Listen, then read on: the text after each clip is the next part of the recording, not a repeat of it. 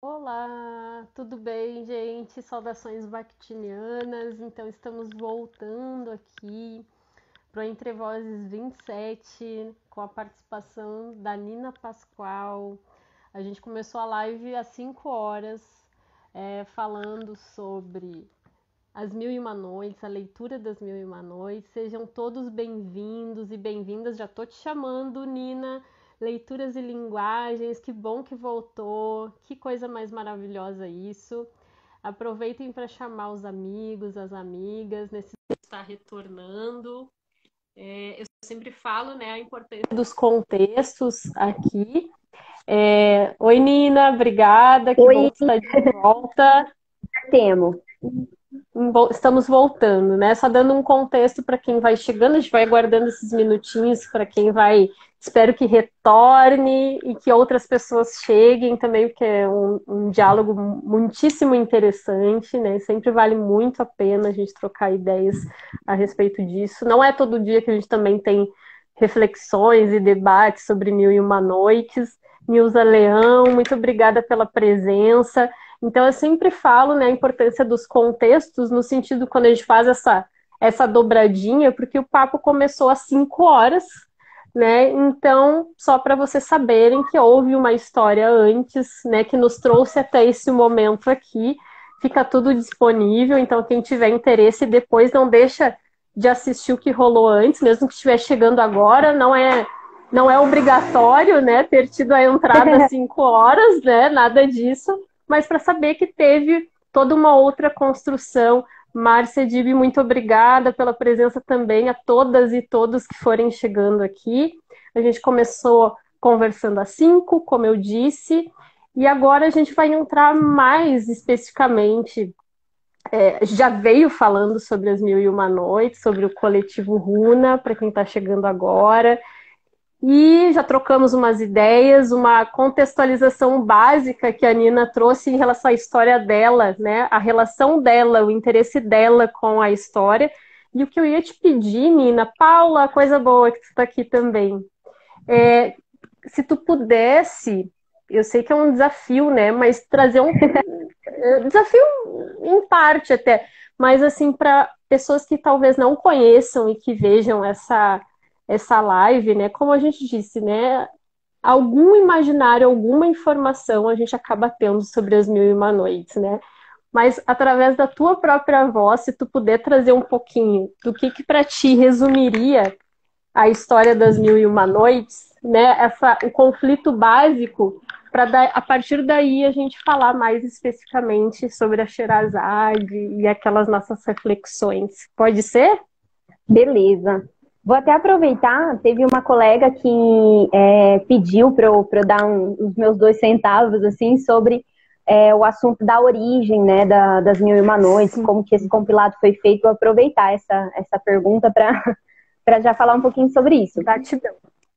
Então, o livro das Mil e Uma Noites, ou os livros das Mil e Uma Noites, né, eles são realmente um compilado de histórias que tem um fio narrativo, né, uma história se liga na outra, mas eles são, de alguma forma, um compilado de histórias que vêm de origens diversas, né? A gente tem essa ideia de que ele é só vindo do mundo árabe, mas hoje tem muitos estudos que dizem que tem histórias de todo o hemisfério mesmo oriental. Então, passando desde a Índia até a China e também pelos países que hoje a gente chama de países árabes, né? E todas essas micro-historinhas, elas se interligam pela voz da Sherazade, que é a narradora dessas Mil e Uma Noites. E essa Sherazade, ela também tem a sua história própria acontecendo enquanto ela conta esses outros contos, né? Que é o seguinte: a gente conhece, às vezes conhece a Sherazade, né, pelo nome, assim, por saber que ela tem essa relação com as Mil e Uma Noites, mas ela conta essas histórias durante essas várias noites para se livrar as outras mulheres do reino onde ela vive, que dá, no geral, aqui, né, o galã, principalmente nessas traduções mais antigas europeias, a gente teria como se fosse Bagdá, nessa região, que hoje a gente conhece como Bagdá. Então, Essas histórias se passam nesse reino onde tem um sultão chamado Shahryar que foi traído por sua esposa anterior. Ele ficou muito puto, como todo homem, né? Fica muito puto quando é traído e achou que para defender sua moral, ele deveria matar essa esposa que o traiu. Ele fica ultrajado com essa informação e começa a achar que o sexo feminino não é nada confiável, que as mulheres são muito esguias e que elas dissimulam as coisas, enfim. Ele passa a não mais confiar em nenhuma mulher por causa dessa nova questão. E aí ele determina que, para se vingar, ele vai matar uma mulher por noite. Cada noite ele casa com uma esposa e no dia seguinte, quando a noite acaba, ele mata essa mulher com quem ele se casou. Isso se repete por quase 1001 noites também, né? Até que a Sherazade, que é filha do vizir desse sultão, fala, não, eu tenho uma ideia, eu acho que eu vou conseguir salvar geral aqui. Eu acho que eu vou conseguir parar essa matança nesse reino. E aí ela se propõe a casar com o sultão, e depois de muito debater com o seu pai, que era o vizir, que sabe que via de perto essa matança dessas mulheres do reino acontecendo, ele permite porque confia ali na astúcia da filha, e aí ela se casa com o sultão. E aí quando ela se casa com ele, após essa primeira noite, ela coloca dentro do quarto deles ali, ela faz vir junto com ela a irmãzinha dela, que é a Dinarzade, nome parecido. A Dinarzade, ela é fundamental para que a Sherazade consiga colocar esse plano dela em prática de contar as histórias, porque é ela que dá o gancho para que na noite seguinte Sherazade possa contar uma nova história. Então, Sherazade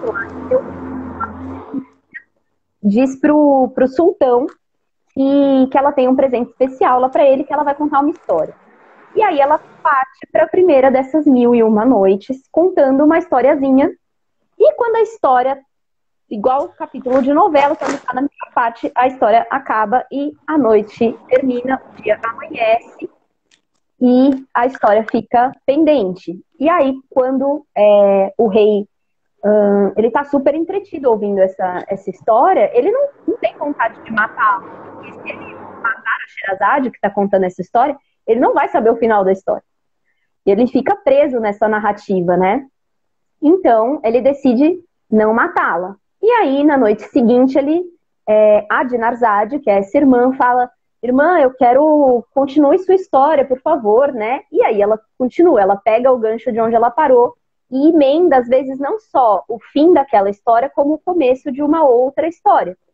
E isso vai se repetindo sucessivamente, sempre tendo esse diálogo também entre a Sherazade contando a história e a irmã pedindo, e o sultão decidindo não matar a Sherazade para continuar cada vez ouvindo o final da história que ela contou durante aquela noite.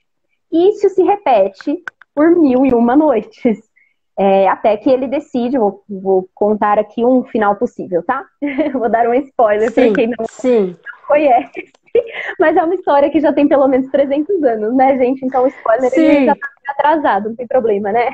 Gente, tu sabe que tu me lembrou, só fazendo um ganchinho, te ouvindo falar isso, eu lembrei de um vídeo do Porta dos Fundos, eu não lembro o nome, depois eu boto umas referências junto com os livros e documentários, enfim, que eu fui selecionando.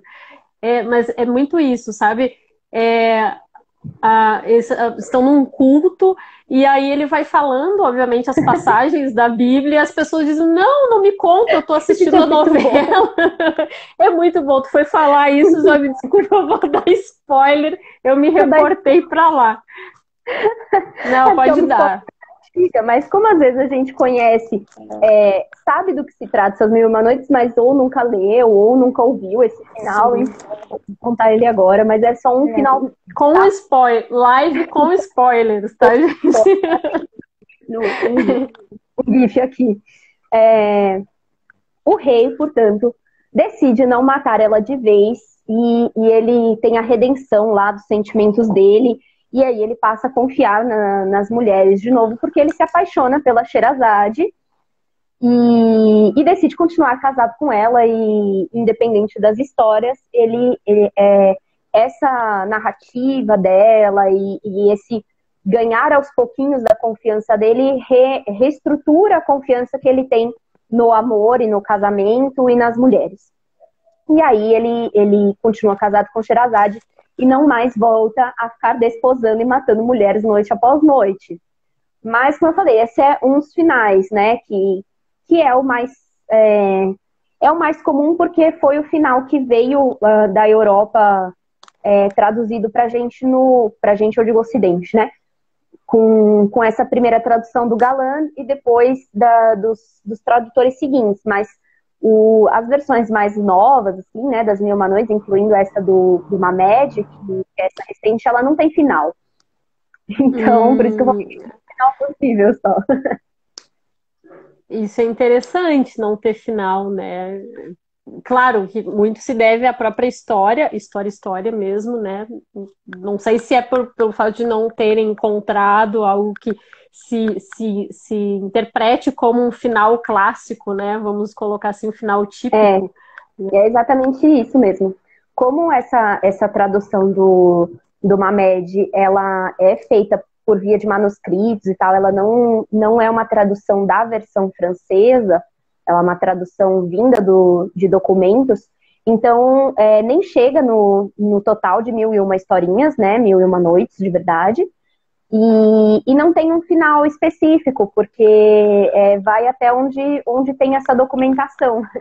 Então o final nesse sentido é mais abrupto, né, essa romantização das 1001 noites, eu acho e creio que diante dos estudos que a gente tem, é o que dá para inferir que realmente é uma romantização para se adaptar nessa estrutura de final feliz, uma estrutura de redenção no final do livro, sabe?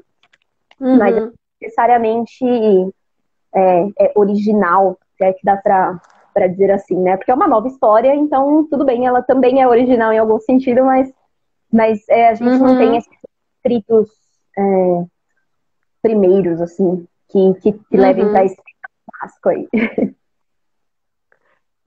Se esse fim inacabado fosse um recurso intencional, seria bem interessante, né? Justamente esse sem fim, né?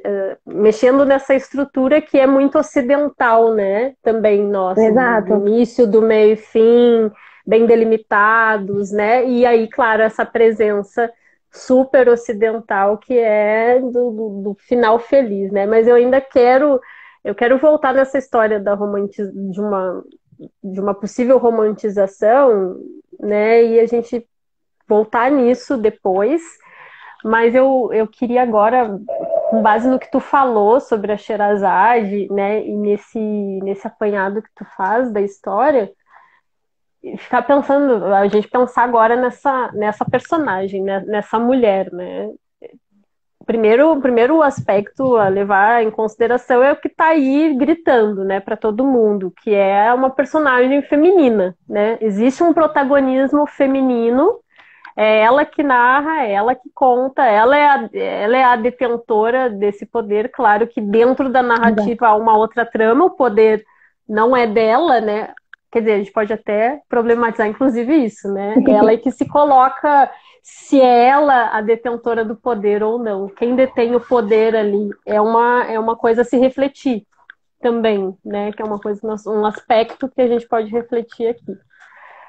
Mas eu digo assim, ela que detém o poder no sentido de que justamente pela sua astúcia, pela sua inteligência, né? Ela faz uso justamente da arte, né? E aí ela se apropria de uma linguagem específica através da linguagem e desse cunho também, eu acho que tem muito forte, educativo, né?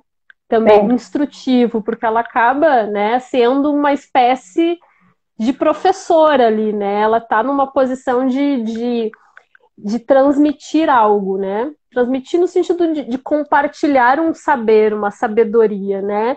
E eu me lembro que o Mamed falou sobre a questão das temáticas, né?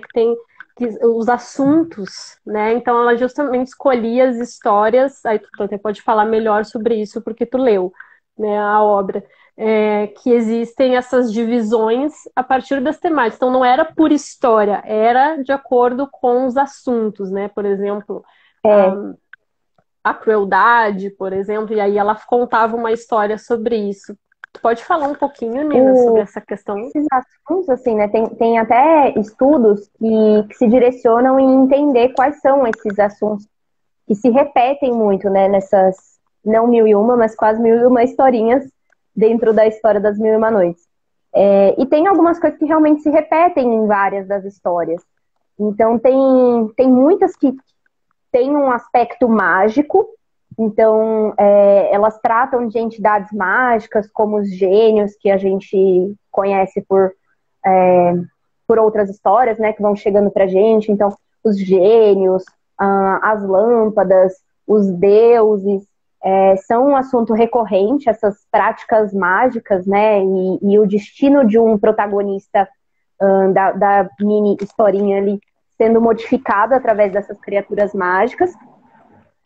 É muito recorrente também a temática da própria violência, ou seja, de outras pessoas matando pessoas durante a trama, ou até de essas entidades mágicas ameaçarem o ser ali de morte. Então, mexe bastante com essa questão da violência. E aí, tem versões que dão uma certa amenizada nisso, mas tem outras que já vão deixar essa violência mais explícita. E muitas mexem também com a questão da honra feminina, masculina, em termos de casamento e relações sexuais. Então, principalmente assim, essas três temáticas se repetem em muitas das historinhas. São pontos que, como eu falei, né, eu acho que de alguma forma até caracterizam bastante o período em que essas histórias, em que a gente pelo menos traça que essas histórias tenham começado a existir, né, esse mundo pré-islâmico, onde se tinha essas crenças em várias entidades, em gênios, em deuses, em animais mágicos, em bruxas, em magos, em coisas assim. Isso é bem característico de um período porque ali assim como no cristianismo, né, a gente tem uma entidade que concentra todo esse poder nela só, no islamismo isso também vai acontecer, então eu acho que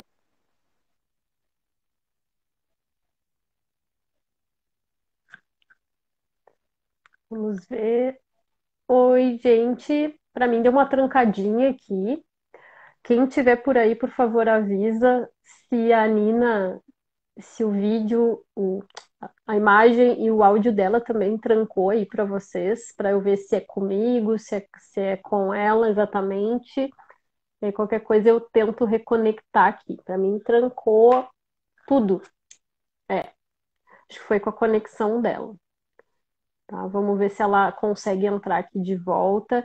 Quero, nesse, nesse tempinho, enquanto ela tenta reconectar aqui, gente, quero agradecer muito a presença de vocês. A gente está batendo um papo desde as 5 horas, colocando um pouquinho do contexto aqui, sobre as Mil e Uma Noites, não só sobre Mil e Uma Noites, a história que é o enfoque, né, da nossa live de hoje, mas também obrigada, gente, pelo retorno.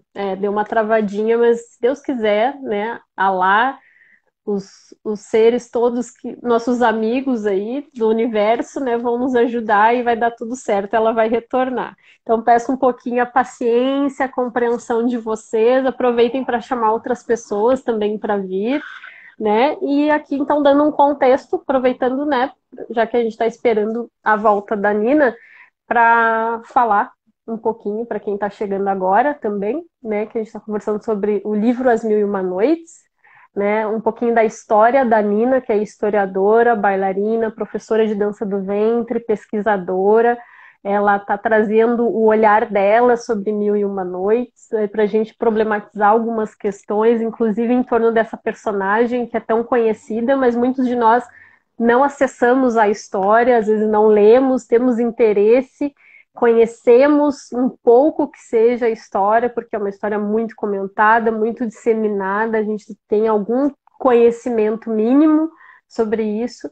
E hoje a gente está aqui com uma convidada que leu a história, que está em processo de leitura também, e sendo, né, com esse lugar de fala de historiadora, ela tem todo um suporte também para compartilhar aqui com a gente essa visão, também sendo historiadora e pesquisadora, super engajada, né, na questão do orientalismo, também por ser da dança do ventre.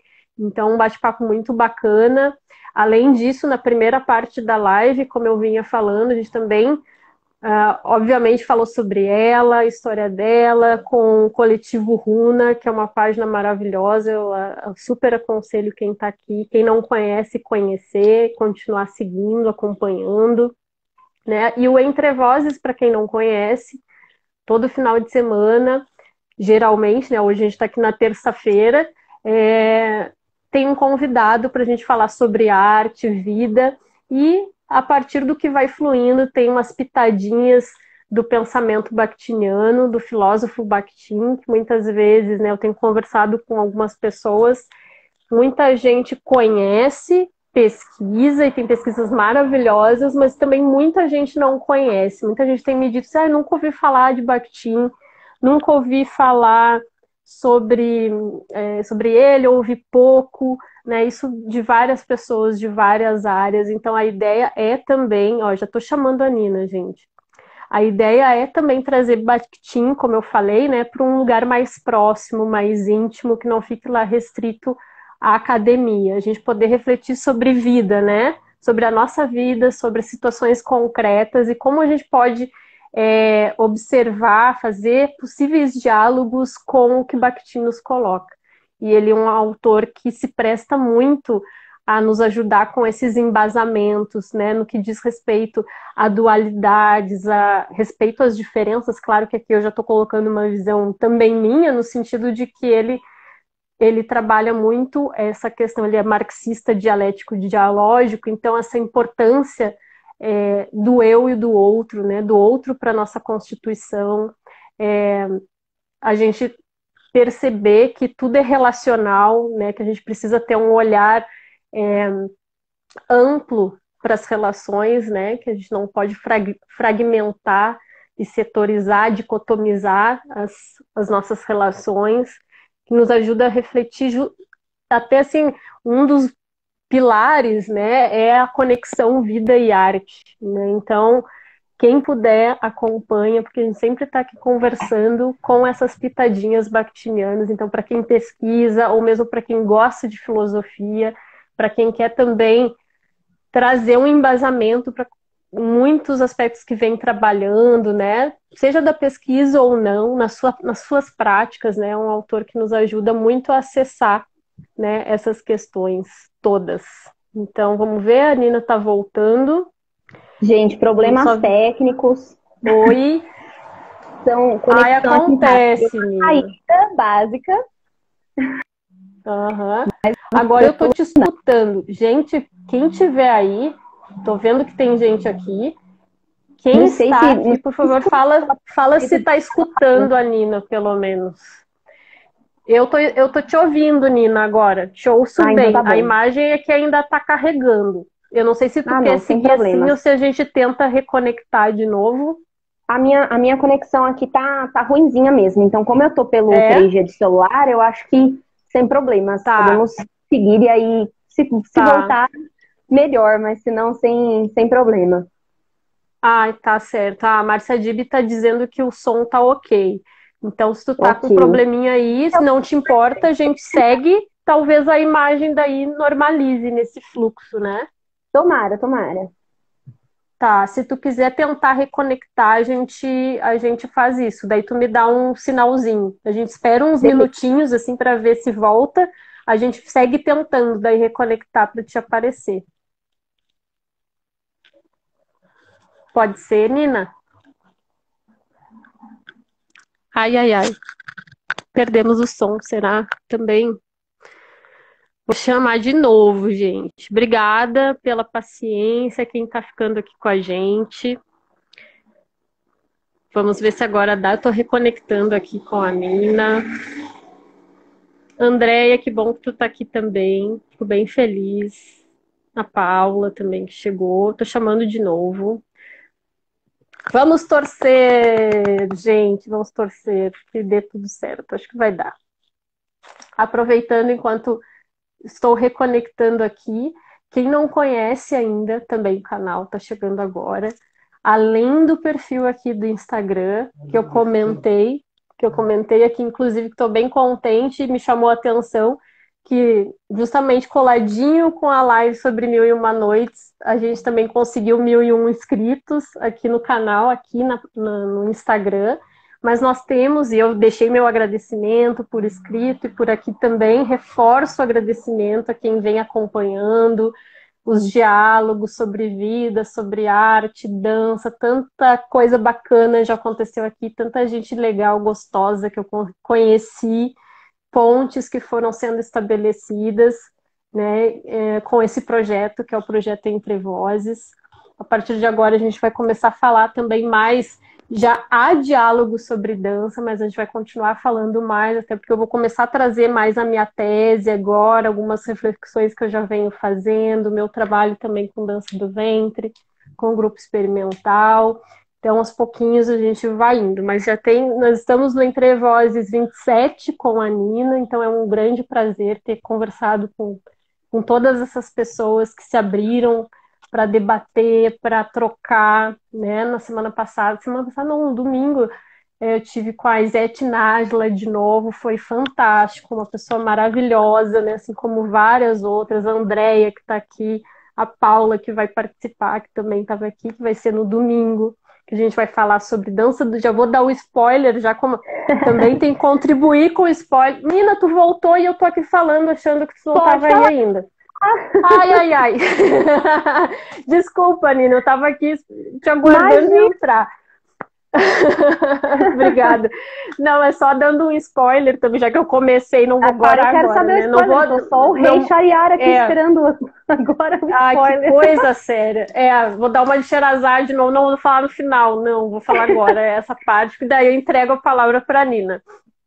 Dando um spoiler, no domingo, para quem está aqui, ainda não foi divulgado, então, em primeira mão, o próximo diálogo é no domingo, às 5 horas, com a Paula. A gente vai falar justamente sobre esse ser aluno, ser aluna de dança do ventre, ser aluno e ser professor, esse olhar, né, da relação professor-aluno, do ensino, de formações, debater essas questões mais propriamente de ensino, no domingo relacionada à dança do ventre. Então a gente vai compartilhar nossas experiências, né? Nossos olhares, nossas sensações. Então eu convido quem está aqui, já que quiser participar, também trazer as suas experiências para dialogar com a gente, vai ser bem bacana. E existe, como eu vinha falando também no início, o canal no YouTube, né? Então a realidade dos inscritos no YouTube, a gente sabe quem tem página, né? Quem tem canal no YouTube, as coisas são muito mais lentas, né? Então, assim, quem acompanha, quem gosta, eu peço assim, se inscreva lá no YouTube, curte, compartilha, deixa comentário, seja por lá, por aqui, porque a gente gosta, né, Nina, de receber retorno, a gente fica muito feliz. É muito importante isso, né, para quem trabalha de forma autônoma, a gente que está aí na luta, né? A gente não faz para ficar, para reter as coisas, a gente faz também pensando, claro, na nossa felicidade, no quanto a gente ama pesquisar, ama propor essas questões de debate, de trocas, mas justamente porque é uma troca, a gente também, para saber se as coisas estão fluindo, se vocês estão gostando, até para a gente poder contribuir ainda mais, né? Saber as sugestões, né? O que vocês tenham a trazer, críticas, a gente sempre cresce muito com isso. Então, não deixem de se inscrever, de participar, seja em qualquer momento. Então, parei. Agora que eu vi que tu já tá aí. Pronto. Nina, segue. Desculpa, tu lembra de onde... Imagina, isso acontece. Quando eu participei com a Andréia, lembra, Andréia? Andréia estava aí, aconteceu justamente isso. A imagem congelou, mas depois voltou. Deu tudo certo. Doideira, né? Trabalhar com internet tem seus prós e seus contras. Mas é assim mesmo. Depois é só, claro, a gente perdeu uns minutinhos, mas vai dar tudo certo. Vai dar tudo certo.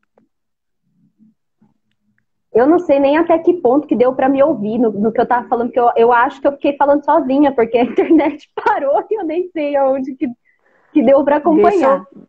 Mas, Nossa, meu ascendente em peixes agora, porque tu tava falando, eu tava refletindo, né? Tem ascendente em peixes, né, gente? Então, essa coisa da memória é uma coisa, né, que eu já vou pensando, já vou fazendo relações, mas tu tava falando, se eu não me engano, a gente tava falando justamente da questão da, da representatividade da Sherazade. Quem está por aí quiser contribuir também, o ponto específico em que até onde conseguiu escutar a Nina, fique à sim, vontade. por favor. Mas eu me lembro que a gente estava falando sobre isso, estava falando. E aí eu acho que era o ponto que eu ia te colocar a questão das vozes da Sherazade. Bom, eu vou indo por aqui, se alguém quiser falar alguma coisa. A André tá dizendo que é por aí mesmo. Tá, então vamos seguindo por aí e a gente vai. É, então vamos por aí. O que eu tava colocando, e fica à vontade, tá, Nina, para falar, sobre essa questão, então, voltando um pouquinho, do protagonismo dessa personagem, e uma questão que eu lembrei, que eu também vi uma Med falando, o pesquisador, foi que existe muito essa questão do, do da pessoa que é inferior narrando, né? A questão da hierarquia.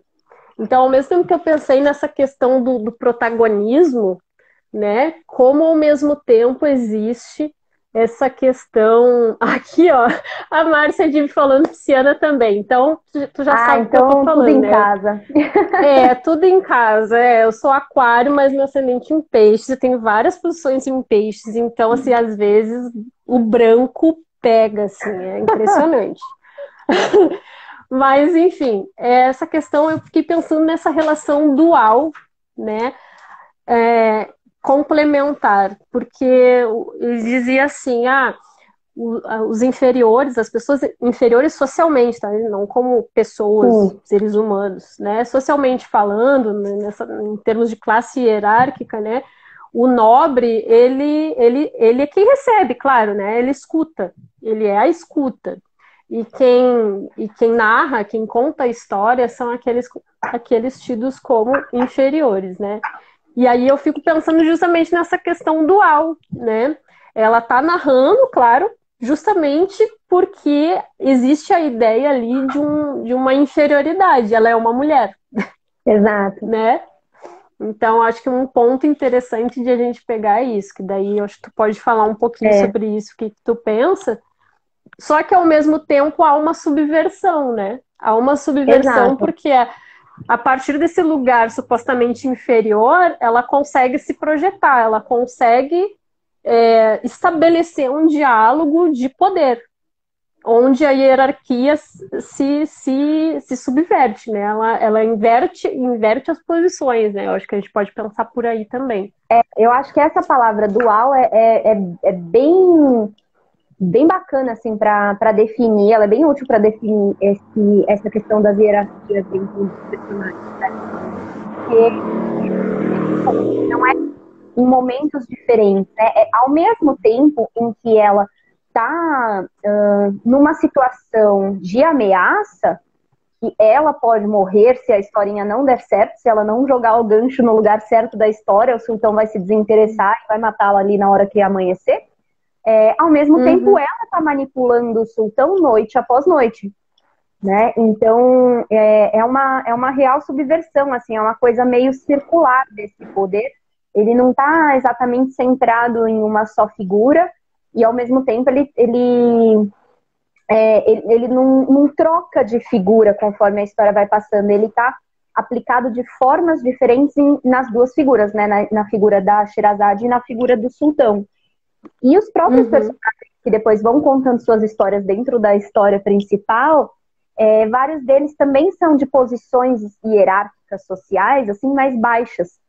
Porque traz bastante nessas histórias, eles contando justamente os percalços ali da vida, um negócio sofrido, como eles chegaram numa situação, às vezes, pior até do que de onde eles saíram, como Enfim, ela vai em altos e baixos mesmo dessa estrutura hierárquica. Ele não tem um cenário de ocidentalzão, assim, né? De Uhum, vilão e mocinho. O poder, ele permeia todas essas personagens.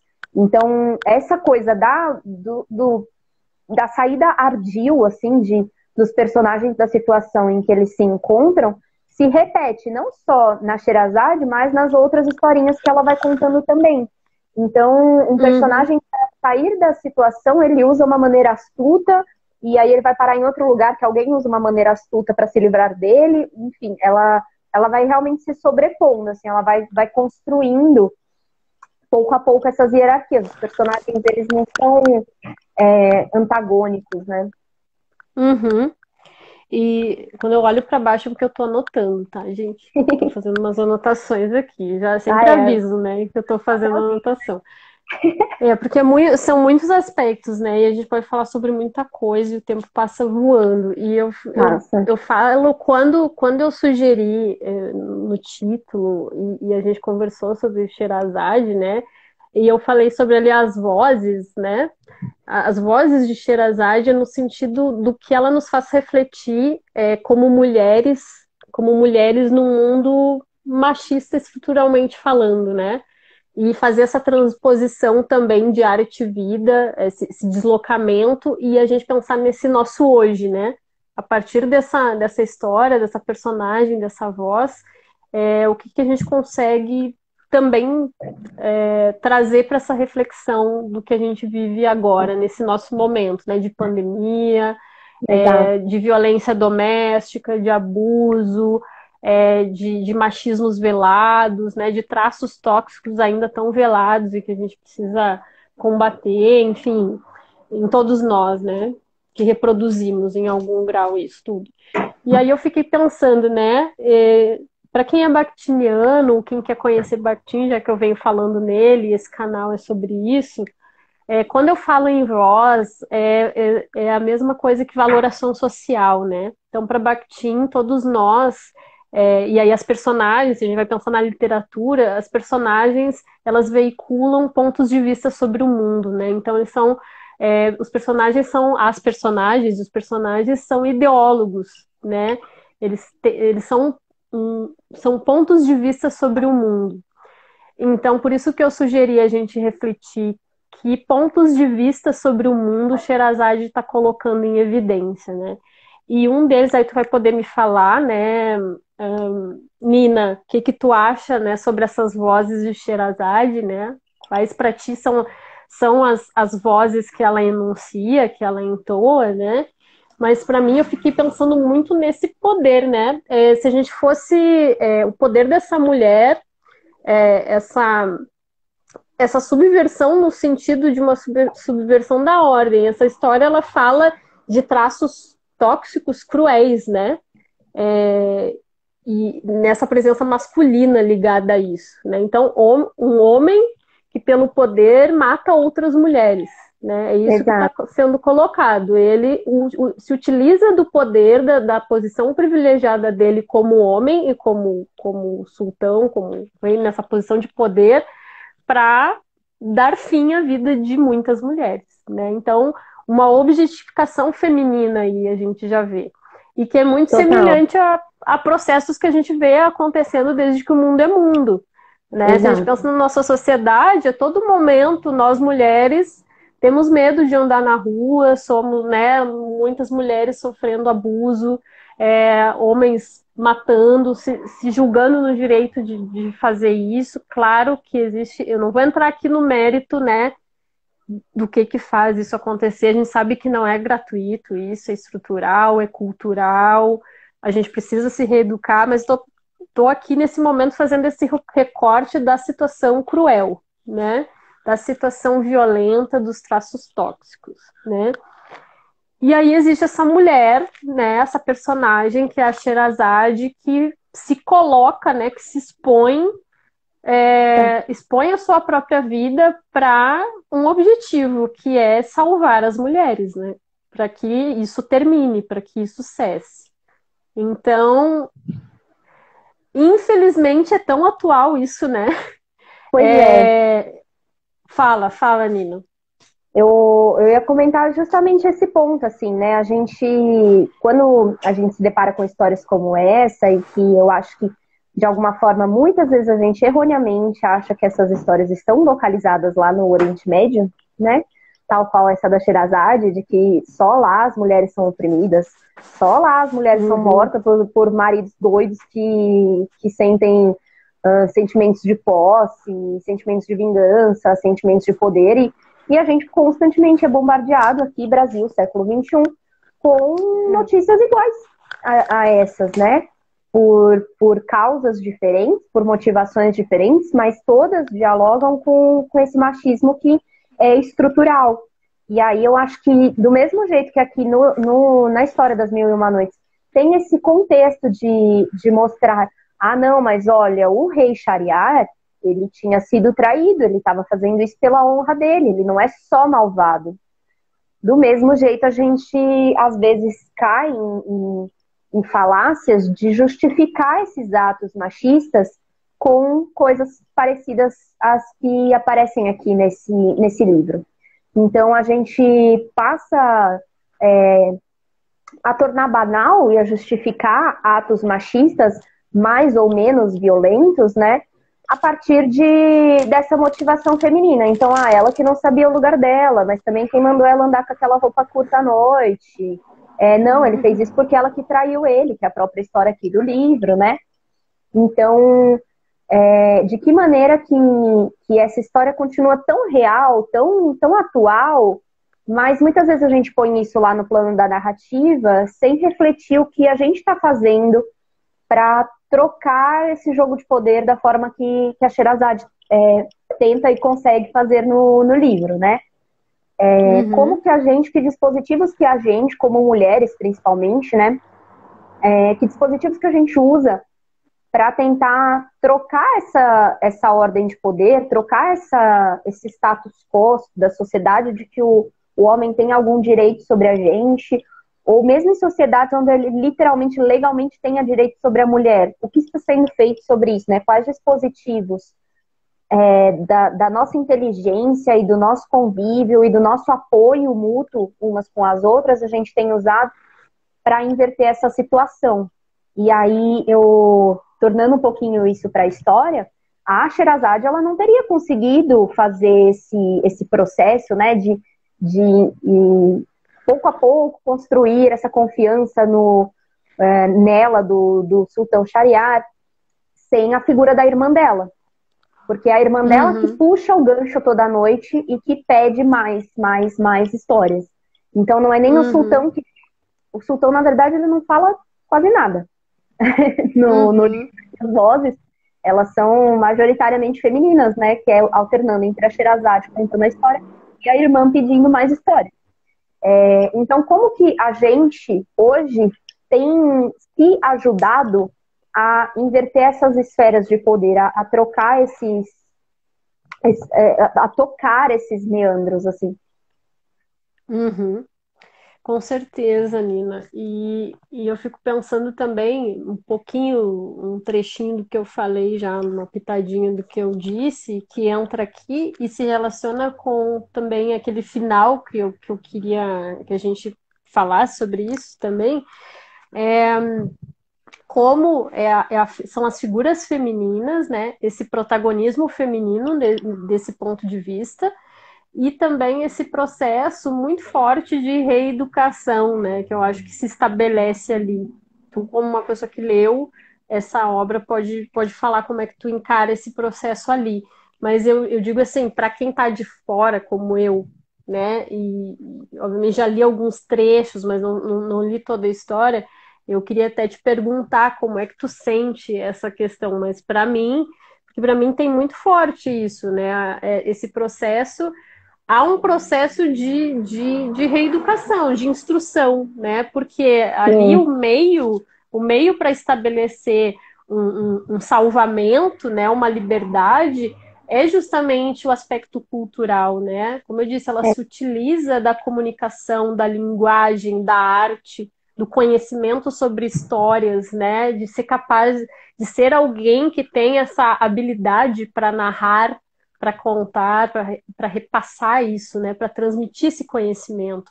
E também não é algo aleatório, né? Como a gente vinha falando, existem temáticas, assuntos que são abordados ali e que isso é intencional, né? Cada história que está ali não está aleatoriamente, né? Existe um porquê de aquela história, daquele conto estar figurando dentro dessa narrativa e daquele momento específico, né? Então, isso também vai construindo, a meu ver, um outro ser, né? São outras pessoas que estão se constituindo aí. Tu pode falar um pouquinho sobre isso? O que que tu acha? Qual é a tua impressão? Eu concordo bastante com você nesse sentido. Eu acho que essa reconstrução ali do personagem do Shariar, que é o sultão, ela acontece de maneira muito pedagógica, né? A Sherazade, ela não muda esse mundo do Shariar ali em uma noite. Ela precisa de mil e uma noites para fazer isso. E esse mil e uma, como eu falei, ele não é nem literal, porque em muitas versões nem chega a ter essa quantidade exata de historinhas. Mas ele dá esse sentido de mil e um, é tipo infinito, né? É infinito e mais um pouco. Então, essa construção, ela é paulatina, assim, ela não acontece do dia para a noite. Se fosse do dia para a noite, ele apenas mataria ela. Então, é bem aos poucos que essa confiança é construída, que o diálogo entre eles é estabelecido, e eu acho que tem uma função pedagógica dessas histórias e da forma que ela se coloca perante ele, usando o próprio poder dele contra ele. Uhum. Sentido de dizer assim, ó, meu Uhum. filho, você quer mais uma história, sabe? E fazer ele pedir mais. Então, eu acho que nessa relação que a gente tem com o machismo, ele é estrutural, a gente não tem como quebrar ele do dia para a noite, infelizmente, né? Até gostaria de fazer isso, mas a gente não tem como quebrar isso do dia para a noite, então a gente precisa elaborar meios Uhum. pedagógicos de trocar esse status aos poucos, assim como a Sherazade foi fazendo nessas mil e uma noites, nessas mil e uma historinhas, nesses infinito e mais Uhum. um pouco de tempo. Então, Uhum.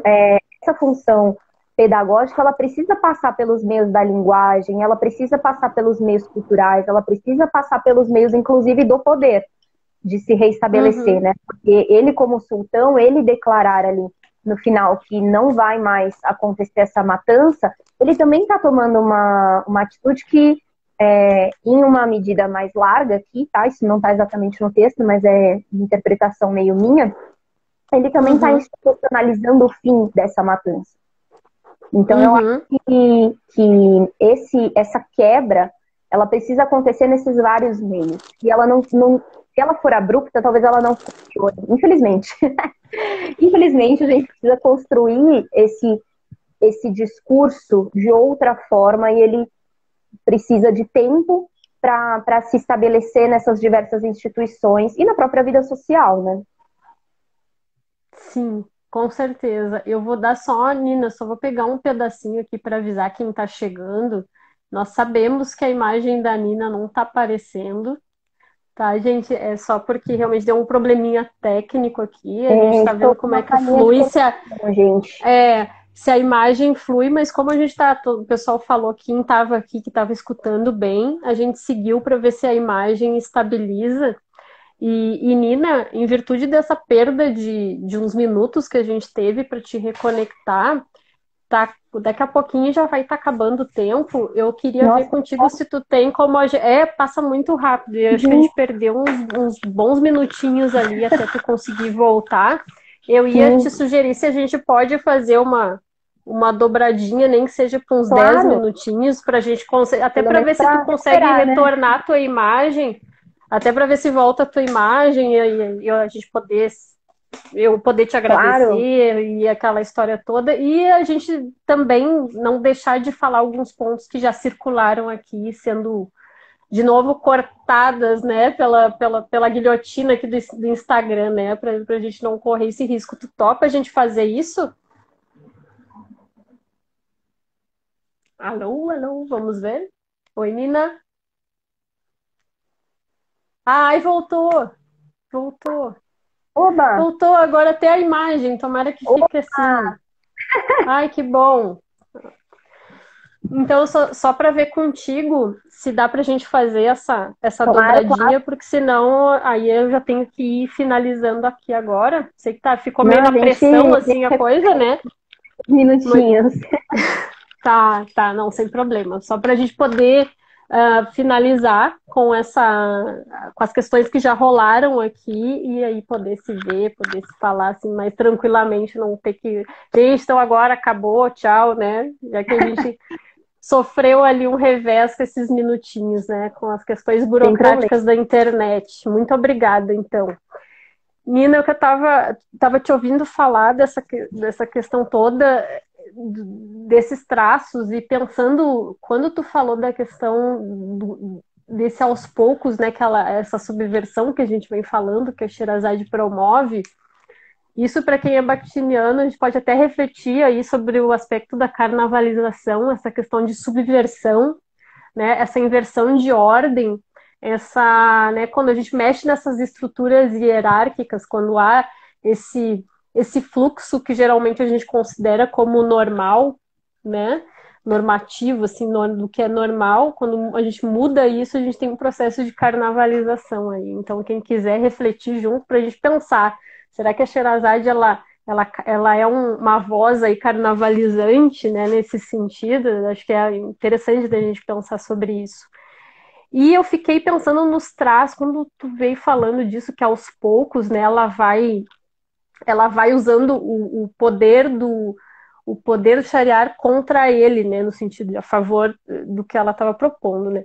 E aí eu fiquei pensando, cara, isso é muito traço do que a gente vê quando a gente pensa na dita masculinidade tóxica, né? Quantos casos a gente vê de homens, né, manipulando mulheres, né? Justamente, é gradual, o que a gente escuta? Não é de uma hora para outra que Exato, tu vai levar um soco no rosto.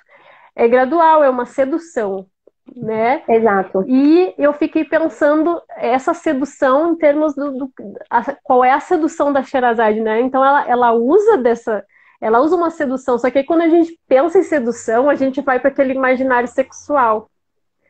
De novo, a gente coloca a questão sexo, né? Claro que ali tem a questão de que ele passa, né, as noites, tem a questão das 1001 noites, a questão de ele usar as mulheres e descartá-las, né? Tem toda essa questão, mas também não é. Eu acho que a gente pode olhar para além dessa questão sexual, porque na verdade, então, fiquei pensando, né? A sedução da Sherazade, a meu ver, também é uma sedução para uma vida, sedução para uma vida melhor, para uma outra condição, né? Ela está Sim, fazendo, não sei o que tu acha, né? Mas eu penso por aí, né? Não é só, ai não, ela seduziu, porque daí ela seduzia ele naquele sentido, de novo, do vulgar. feminismo objetificado, né? Seduziu aí a mulher linda, maravilhosa, que seduziu um homem, porque daí, enfim, né, ele quer algo em É, não, é. troca e o que ele quer é sexo e não é por aí. Vai além desse aspecto, né? O que tu acha, Nina? Eu acho bem bacana, até pensando nisso, o Shariar, né? É lógico que no livro aqui, é claro que eles usam até essa palavra, né? Possui a Sherazade, tá? Não é só Uhum, as historinhas, né? sim. Mas o que regenera ali o coração dele não é este sexo, não é essa questão, porque o que vai regenerar o sultanato dele ali, o que vai reestabelecer a confiança dele nas mulheres é justamente o acolhimento também que a Sherazade tem com ele. Uhum, Porque ela vai demonstrando nos contos, depende muito da versão também, mas ela chega a ter filhos com ele. Quando terminam essas 1001 noites, ele já tem 3 filhos em algumas versões. Então, uhum. assim, a confiança dele é realmente estabelecida ali aos poucos, com um aspecto da Sherazade que não é meramente sexual. Então, eu acho que este feminismo de liberdade somente sexual, ele acaba falhando E não é nem isso só que nós mulheres queremos, e não é isso também que vai fazer com que a gente consiga inverter esses poderes em relação a homens. E eu acho que isso também fica subentendido ali no livro. Sim, acho que sim. Acho que tem muito disso, e outro traço tóxico, assim, que a gente já consegue perceber, e pode fazer essas relações com que muitas coisas que a gente vê hoje aqui, da vida mesmo, né? É a culpabilização da própria vítima, né? Das mulheres, no caso, porque ele coloca no início, né? No início da história, assim, no processo, por que ele mata essas mulheres? Porque ele não confia nelas. Então, de novo, a mulher sendo vista como essa vilã, né? Que é uma mulher traiçoeira, é uma mulher, né, em quem não pode se confiar, então tu tem que extinguir todas. Que já é, na verdade, isso já é a própria reprodução do machismo, né? Que a gente vai ver na Exato. voz de homens e também de mulheres, claro, só que nós mulheres reproduzimos, né? Tem que ficar claro que a gente está reproduzindo isso, porque é o nosso sistema. Infelizmente, é o sistema que a gente ainda evidencia, né? É o que a gente ainda expressa de A uma gente forma muito. também faz parte da estrutura, né? Por mais que a gente procure formas de se libertar, a gente ainda é amarrado à estrutura. Não tem ainda uma libertação tão plena assim, né? Sim, mas vamos chegar lá. Eu acho que já estamos caminhando para isso, né? Embora às vezes eu me assuste um pouco ainda com Sim. alguns comentários, algumas ideias, quando a gente vai pesquisar mais a fundo sobre a questão, vai num vídeo, ver os comentários das pessoas, eu fico, gente, quando eu Não, penso que a gente tem está certas atitudes que a melhorando, gente acha que tu não leva um aconteceu. susto. Mas eu acho que a gente Mas tá por um bom caminho, assim. É, e eu acho que o bom caminho, um dos caminhos mais potentes, como eu venho falando aqui, é a gente poder escutar, né? Poder escutar esse lugar do outro e se sensibilizar com isso e poder, a partir daí, crescer juntos, dialogando. Acho que a gente precisa ter essa capacidade de dialogar, né? E expressar, e revelar o que a gente sente, enfim. Aqui, deixa eu ver se. Tá, eu falei sobre. Porque eu anotei algumas coisas aqui, mas eu vou deixar para essa dobradinha, porque temos 2 minutinhos aqui só. A gente faz só a finalização, só para a gente. Claro, o que tu quiser trazer, tu fica à vontade, mas eu só queria que desse tempo para a gente falar sobre o final, aquela questão da Uhum. romantização do fim, e aí tu trazer o que tu quiser, fica bem à vontade para a gente poder finalizar assim, sem tanta pressa, né? Como Claro. eu disse, quem está aqui e puder seguir com a gente para a gente finalizar junto, se tiver perguntas também, questionamentos para trazer para a Nina, para a gente, vai ser um prazer poder responder e compartilhar o que a gente pensa. É, Viu? Ó, a gente tá deixando. É momento Sherazade, né? A gente tá abusando do momento Sherazade, né? Então, um pouquinho, vamos ter uma pitadinha, né? Aqui até a Izete deu um nome, né? Tripladinha. Com a Izete rolou uma Olha, boa. tripladinha e mais um pouco.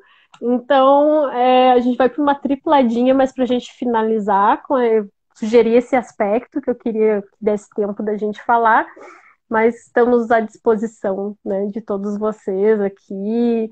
Foi uma delícia, agradeço a quem estava e quem puder seguir com a gente para a gente fazer esse Exato, gente. momento juntos. Recuperar aqueles minutinhos ali, peço desculpas de novo Recuperar. pelas falhas aqui de Que eu acho que vai vamos ser recuperar. legal. Já que a Nina foi tão generosa e topou esses minutinhos a mais para a gente se recuperar, eu vou aproveitar, né? Eu vou aproveitar. Vamos. Vamos aproveitar então, tá? Gente, sigam aqui com a gente, de novo, é só o tempo de disponibilizar e a gente volta, tá bom? Beijinho, até mais.